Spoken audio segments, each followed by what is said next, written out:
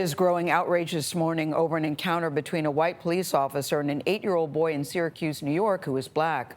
A bystander filmed the officer holding the child's arms from behind and putting him in the back of a patrol car. Now, police say the little boy was being taken home. He was not arrested after allegedly stealing a bag of potato chips. Jericka Duncan is following the story. What is y'all doing?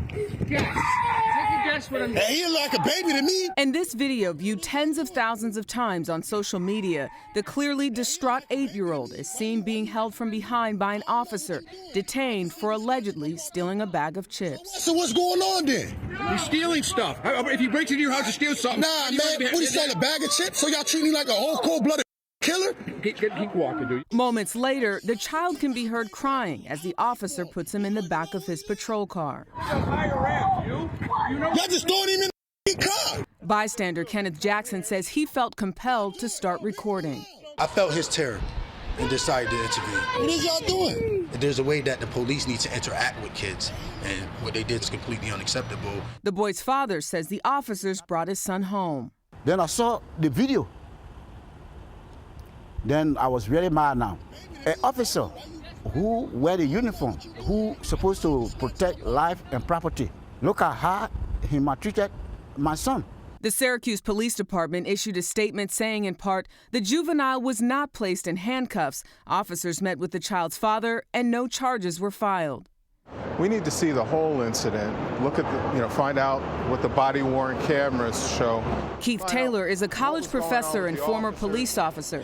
He says when all the facts are known, the department should be able to determine whether the officers should have handled the situation differently. Could there be improvements? Well, if the policy says that that's what they're supposed to do, then you look at the policy.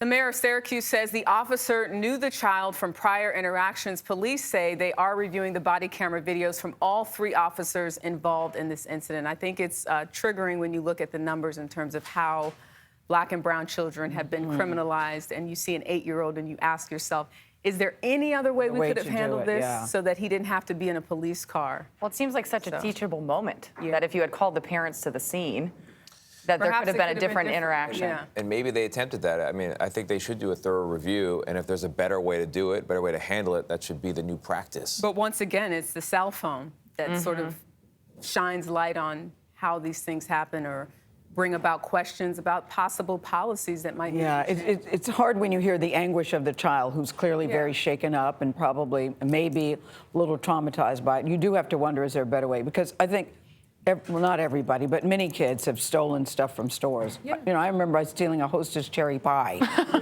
when I was little and came home and said, no, I hadn't done anything. You have cherry pie all over your face. And I had to go back and right. And Gayle, look, go back and apologize. Yes. But my parents dealt with me. Yes, exactly. And I returned there had to be a better way to handle it. Because the video is tough to watch. Yeah, it's very tough to watch. It is, because he's only big officer and such a little kid. Yeah. All right. Jericka, thank you very much.